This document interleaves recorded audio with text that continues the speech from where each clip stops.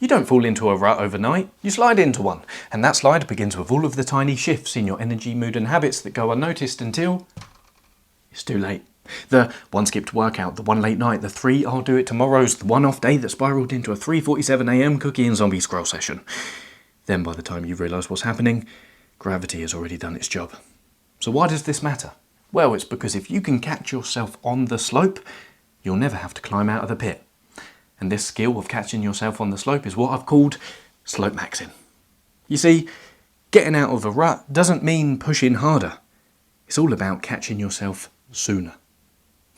Because micro maintenance beats massive repair every time. But if you've only got 1 minute and 31 seconds, then here is the bottom line of this whole video.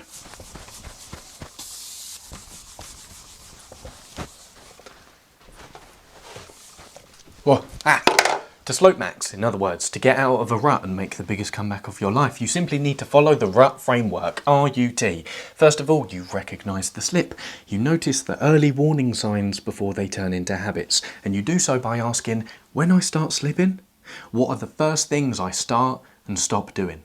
This highlights the law of gravity, which states what goes unchecked goes downhill. As we always say, to become aware of the problem is to solve it. So once you become aware, you then need to restabilise yourself, as you don't want to slip further, and you do so by using your anchors. You do the smallest version of the right thing to stop the slip.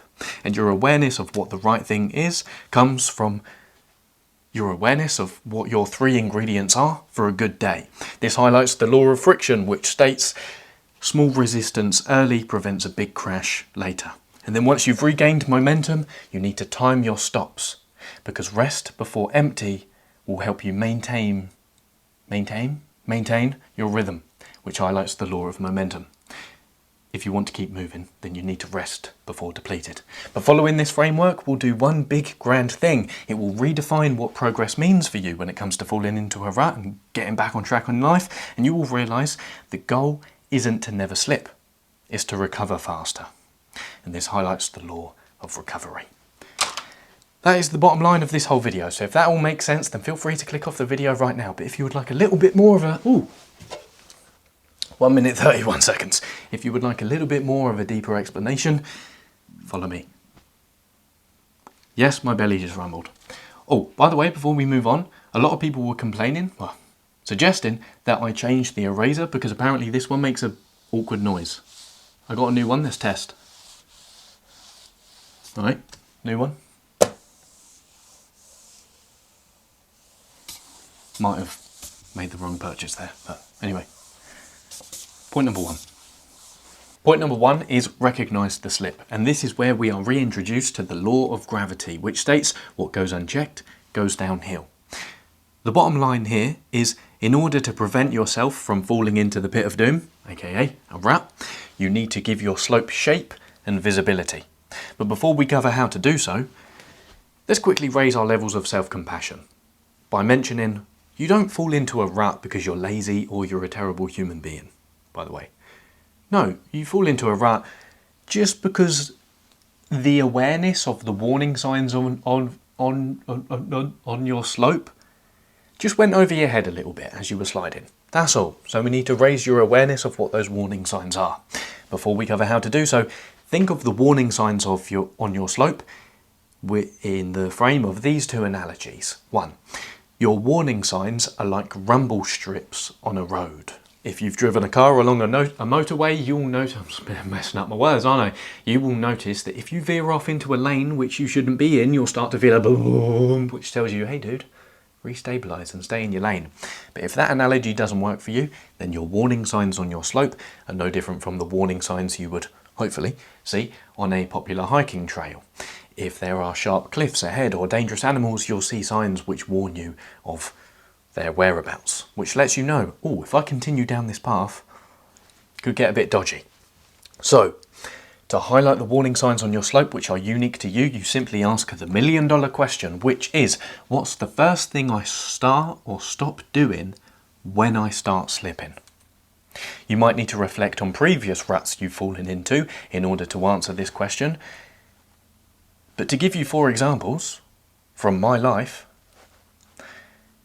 Here are some of my slips, or the things I stop doing when I start slipping. One is I start skipping the gym. I wake up and I say, oh, my legs hurt, I don't want to train today. And then I have a few late nights. And that late night, or a few of them, means my prefrontal cortex decides to go on holiday. So I start zombie scrolling more, meaning I have more late nights. But the real kicker, the final warning sign on my slope, which I've realised after falling into about 347 million ruts, is I begin isolating. I'm fairly social, I would say, but I like my alone time. However, I've realised that I need a non-negotiable one day a week in which I'm going out and I'm socialising. You know, I'm going up London and I'm being a twat for the day and I'm socialising with people. If I don't do that, which by the way for the last 3 weeks I hadn't done, which meant I fell into a rut about 5 days ago, if I don't do that, then I start feeling isolated and I fall further into a rut. So, answer this question and then your slope will have visibility and you'll be able to say to yourself, I'm slipping right now. Boom, your awareness has arisen.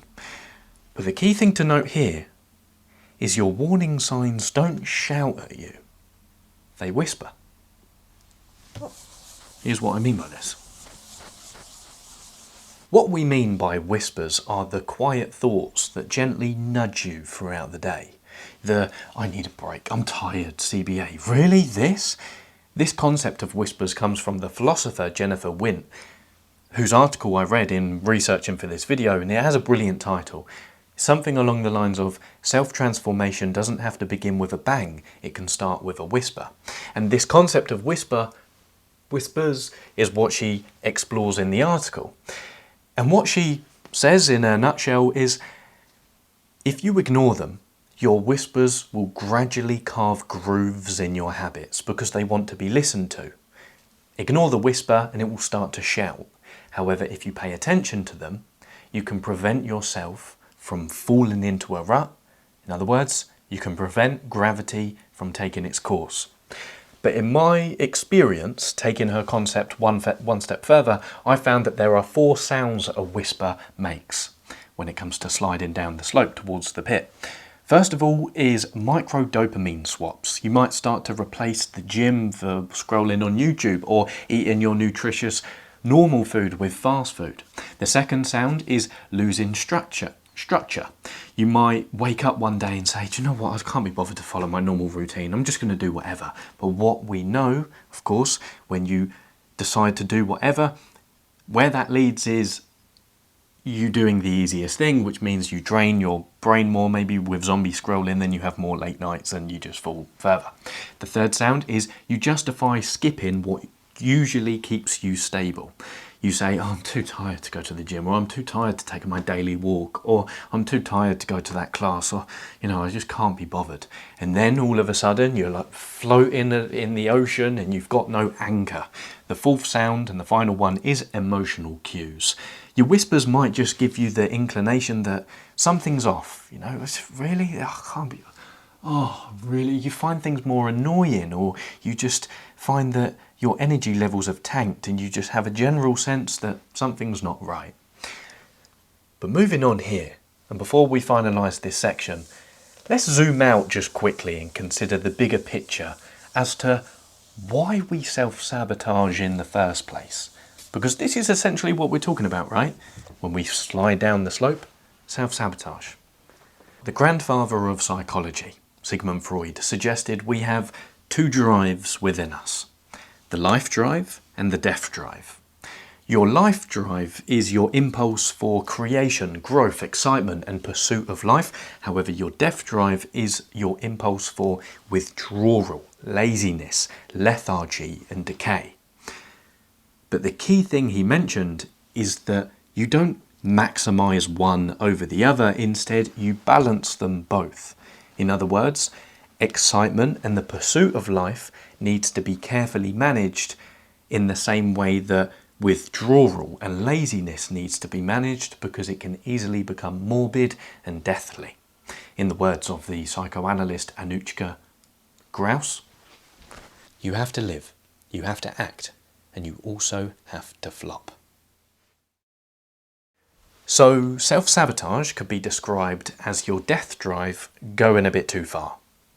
And this helps us understand that your distractions and your bad habits, you know, the procrastination or the scrolling, could simply be your shadow side showing up. You know, all those years ago in the early 20th century when Sigmund Freud was doing his most pivotal work, he had a close friend for a period of time, the fellow psychoanalyst Carl Jung. And one of Carl Jung's central philosophies or ideas was the idea of the shadow. Now, many of you might have heard of the shadow before, but it's worth just giving a quick recap. The shadow is the part of you that is a amalgamation of all of your needs, thoughts, impulses, and desires that you have deemed unacceptable, either in society's eyes or in your personal eyes. So what do you do with all of these needs and desires? You gather them all up as if to put them in a big bag, and you repress them. You throw them down into the depths of your unconscious as if to say, you will never see the light of day because you are nasty, you are disgusting, I never want to see you again. You will never breach the barrier of consciousness and rise to my awareness.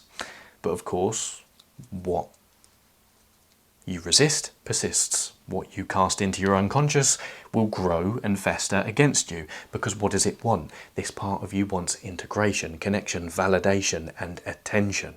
So how does it bid for that connection and integration? Well, it targets you in your moments of disinhibition.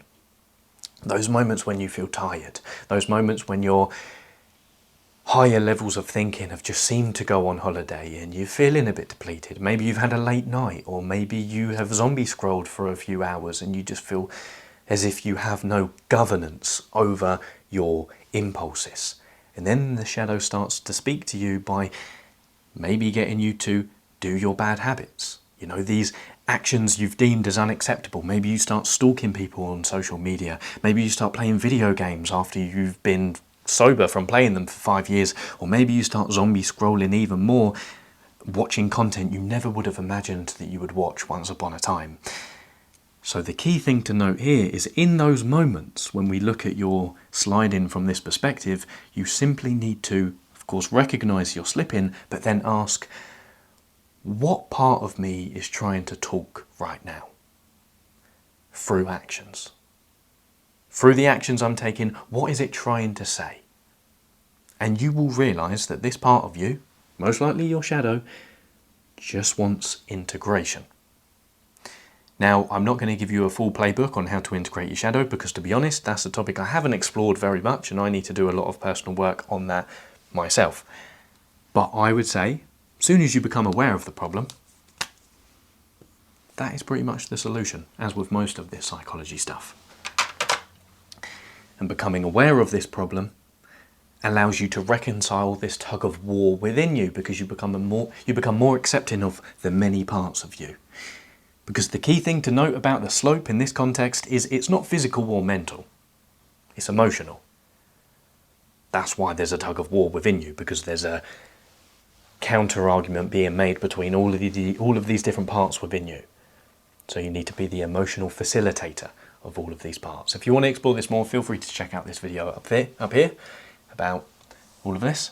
But moving on now, I got so deep into that. I thought, oh yeah, let's be practical here and finalise this section. Here are 2 optional tools you might like to use in order to recognise the slip. To become even more aware of the warning signs on your slope, use one of these or both of these 2 tools. First of all, keep a discomfort journal. In a journal, blank piece of paper, or on the phone, notes on your phone, note down each time you avoid doing something uncomfortable. Why? You might be thinking, Lewis, wouldn't that just make me incredibly self-critical? Well, you note down each time you avoid doing something uncomfortable to use that as instruction for what you need to do tomorrow. For example, let's say you avoid going to the gym today. Note that down. Today I avoided going to the gym. Then you follow it up with a practical application. Tomorrow I will make going to the gym a priority. One more example. Let's say you avoided focusing on doing the deep work necessary to finalise that project that's important to you. Tomorrow you will make working, maybe 5 or 10 minutes, keep it small, a priority. Quick note about priority, you cannot have more than one. You know the word priorities exist? Yeah, I don't think it should. You cannot have more than one priority. I use this personally. If I ever skip the gym, just to keep with that example, I know it's a bit boring using that example, I just say to myself, well, tomorrow I'll just go to the gym first thing. Or if I deviate from the nutritious food that I usually eat, I'll just say, well, tomorrow I'll just make it a priority to eat well. Think about it like a bank account. On the weekend, most people go out and spend most of their savings. So what do they do during the week? Well, they just tighten up their spending and they don't spend as much.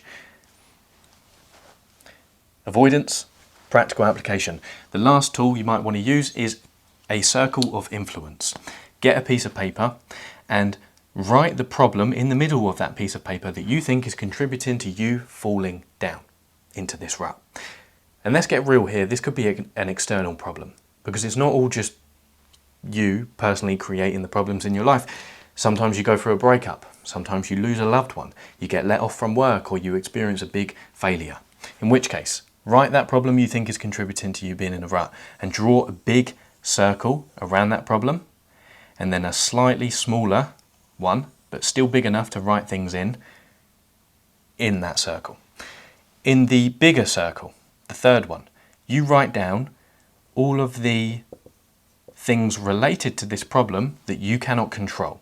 If you're going through a breakup, you write down things such as, well, you can't control the other person's actions, you can't control their views towards you, you can't control the words they use when you speak to each other, or their values, for example. Go really far. And then in this smaller circle, you write down all of the controllable things within your grasp. For example, you can control your choices, your words, your actions. And the key point here, accept everything in this outer circle, change or maximize everything in this inner circle. 2 optional tools for you to use there. Why would we mention loads of tools throughout this video? Well, it's because the more tools you have in your psychological tool belt, the better your chances will be of flourishing. So now we've covered that. The next point, after you have become more aware of your slope and given it shape and visibility, is you need to re-stabilize after you've noticed that you're slipping. And that starts by using your anchors. Sorry, I forgot to mention that. Point number 2, use your anchors. This reintroduces us to the law of friction, which states small resistance early prevents big crashes later. The bottom line here is once you've noticed that you're slipping, you don't need to completely reset your life. You just need to re-stabilize. Or if you find yourself in the pit of doom, you don't need to change everything overnight. You just need to start climbing slowly. How do you do so? Well, you do the smallest possible version of the right thing. You might know what that right thing is. You know, a whisper might be speaking to you right now. That might be one set at the gym, a 10-minute walk in nature, making your bed, or just doing 5 minutes of work and seeing how that goes. But you've heard this advice before, so it's likely hitting as quite cliche right now. So before I give you an even more practical tool to end this section with, let's quickly zoom out and consider why doing this matters. Well, it matters because you cannot think your way back up the slope. You can only move your way back up it. In other words, you don't climb because you feel ready. You feel ready because you climb. Action will reset emotion faster than thinking ever will. Always remember, mood follows action. Now let's finalise this section with 2 more practical tools you can use to anchor yourself. First of all, create your 3-step good day recipe.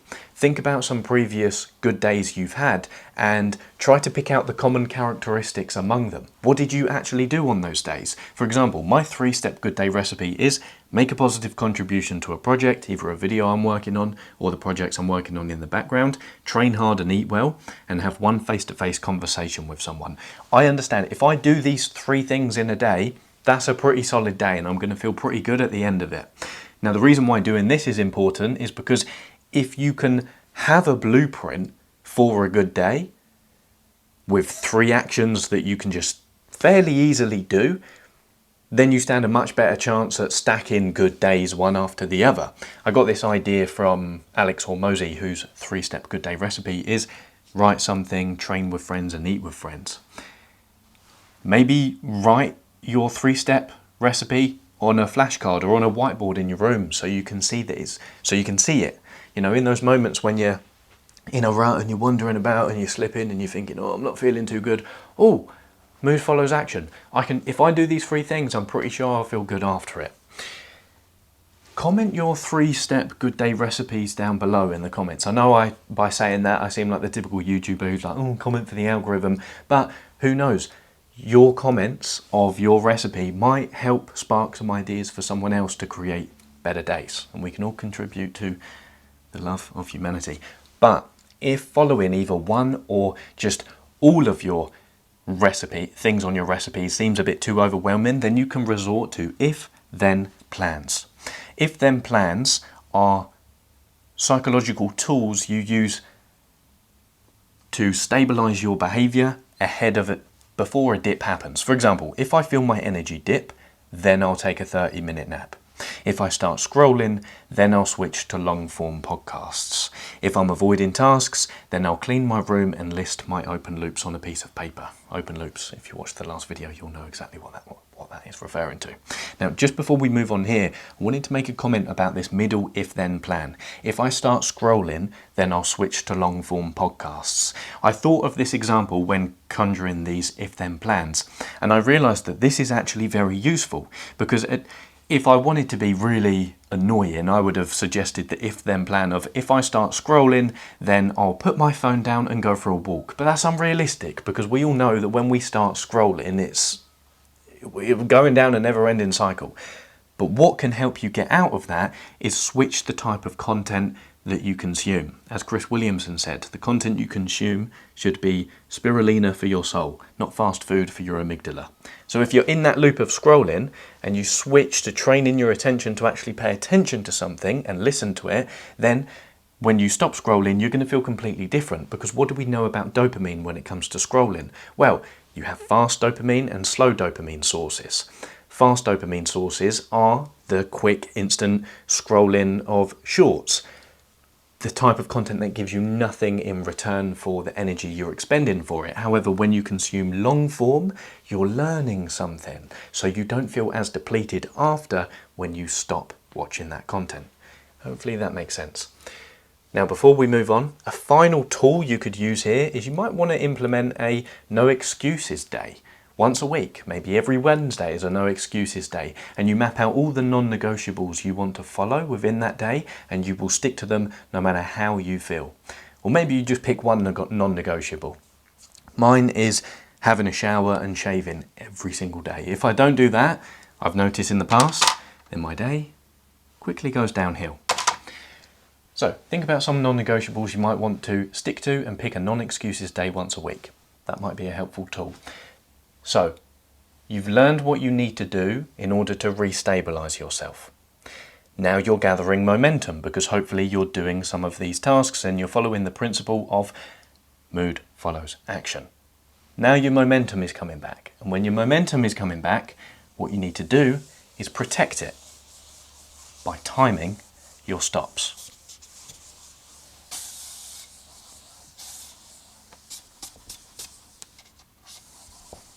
Point number 3, time your stops. And this is where we're reintroduced to the law of momentum. Stop before empty to keep moving forward. The bottom line here, discipline isn't grind, it's rhythm. You don't protect discipline by pushing harder, you protect it by knowing when to stop. A cool example of this, Ernest Hemingway, the famous American author, had one rule for writing: stop when it's going good. Why? Well, it's because if you stop while you have energy, you'll want to return and do the same tomorrow. Whereas if you push it all in one go and then deplete yourself, you're going to have to spend a few days recovering. So, here's what to do next. Set maximums of the tasks that you do throughout the day and instill non-negotiables similar to what we mentioned in that optional tool in the last section. What do we mean by setting maximums? Well, Look at your days and think about the tasks you do which are most important for you or that require discipline and effort. It could be deep work, working on projects that are important to you, going to the gym, or anything related to your job or anything else that you do in your hobbies. Set a maximum amount of time you will spend on that activity no matter how energized you are. For example, deep work you will never do for more than 90 minutes. When it comes to working out in the gym, you will only do workouts with 7 sets maximum. If you have to take a lot of calls for your job, or you're just a social person and you want to call people throughout the day, set the rule of you'll never have more than 2 calls in a day to protect your social battery. A ritual, or what do we call them, non-negotiable, that I have, just to give you an example, is no matter how energized I am after I come home from the gym around 5 o'clock in the evening, I take a 20-minute nap, because that marks the transition from the day's work into the evening, in which I want my nervous system to start regulating and calming down. 20-minute non-negotiable nap each day. What else did I want to mention here? Oh yes, before we move on and finalise this section, let's quickly zoom out and consider the bigger picture on laziness. Our ancestors had to conserve energy to survive because they needed to fight and flee from predators or go out and hunt for food. You see, back then, any unnecessary use of energy could have been fatal. If you would have gone out hunting into the wilderness searching for animals, but you didn't bring any food or water with you, and suddenly you hadn't speared any animal in hours, and now you're really far from home and tired, you're easy prey for any predator that wants a quick meal. But today, survival for us modern humans isn't the problem. Consistency is. As the psychiatrist Neil Burton writes, today mere survival has fallen off the agenda, and it is long-term vision and commitment that lead to the best outcomes. Yet our instinct remains to conserve energy, making us averse to abstract projects with distant and uncertain payoffs. So, the bottom line here is, laziness is not a moral failure. It's biology. So the more you work with your biology by allowing yourself to rest and sometimes be lazy, you'll do less damage to yourself, and you'll find that your discipline, I haven't drawn it on the board, but your discipline stays rhythmic and your momentum keeps on moving. So now let's finalise this section with 2 optional tools you can use here to time your stops. In order to protect your discipline and to keep the rhythm of your momentum alive, you might like to write to your future self. Get a blank piece of paper or open a blank document on your phone or your computer and open a dialogue with a version of you 10, 15, 20 years from now. Write about what you're choosing to not do or to do today and tell your future self why it matters. And then you might want to channel the persona of your future self to give you responses to what you've told it. You might want to channel the gratitude it feels for you for making these choices today or not making these choices. And if you're stuck on a certain decision you want to make, or you're unsure of what path to take in life, you might even want to channel some counsel from your future self by engaging something that psychologists call your wise mind, which is the perfect interplay between your thoughts and your heart, or your emotions, your whispers, your intuition, and your intellect. It's a great exercise to do this if you're unsure of life, or of what to do in life, or you just need a little bit of restabilization. And a similar exercise, and the last one we're going to cover here, is you might want to draw a choice map. If you're unsure of where the decisions you're making today are leading you, or if they're worth doing in the first place. You get a piece of paper and you draw, or you write down the choice or decision in the middle of that piece of paper, then you draw a circle around it. And then you kind of draw these branches and ripples, and with each ripple and branch, you simply note down the consequences that making this decision could make in certain contexts of your life. For example, I'm a bit unsure at the moment as to whether I actually need this social day once a week. Well, Let's plan it out and see if there's real benefit to me doing it. If I took one social day a week, what would that mean for my social skills? Well, they would definitely improve. What would it mean for my friendship connections? Well, they would definitely flourish. Hopefully you get the idea there. So once you've gained your momentum, of course, remember, you protect it by stopping early. You rest before you wreck yourself. We've now covered the last point of the rut framework.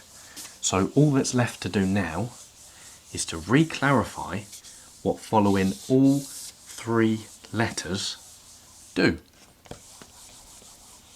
Following the rut framework will redefine what progress means for you, which reintroduces us to the final law of this video, which is the law of recovery, which states the goal isn't to avoid slipping, it's to recover faster. So before we finalise this video, the bottom line here is don't measure your progress by how high you climb. Measure your progress by how quickly you catch yourself when you slip. Because you're going to slip. You're going to have micro slips throughout life, from now until the day that you depart this world. Your energy is going to tank. Major life events are conspiring against you to throw you off balance. You know, you're going to lose people. Your health might dwindle. There are things waiting to happen that you won't see coming. So you're going to slip. But you slipping isn't a sign of failure. It's a sign you're alive and that you're in the game. You see, most people define progress as upward momentum, always on the move, always striving, always in that grind of discipline. But real progress is simply shortening the gap between when you fall and when you return. So, all in all, you cannot eliminate the slope.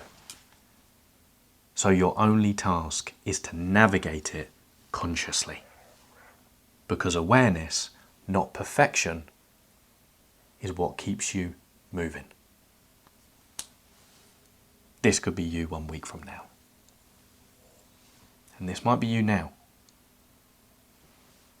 Start climbing. Final tool here.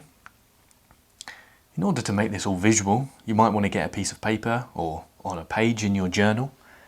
Create a goal garden. And each time you notice yourself, catch yourself slipping, or you recover, or you follow the principle of mood follows action, you might just want to draw a flower on this page in your journal. Then in 6 months' time, you can look at this page and see, oh wow, each flower represents a moment I faced discomfort, or a moment I caught myself in a moment of slip, and I brought awareness to the table.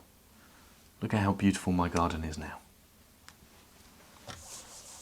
So, in summary, recognise the slip, catch yourself early, use your anchors, stabilise fast, and time your stops to protect your rhythm. That's how you get out of a rut.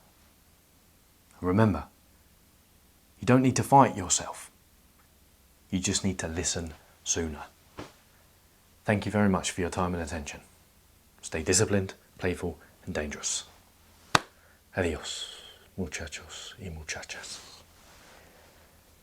By the way.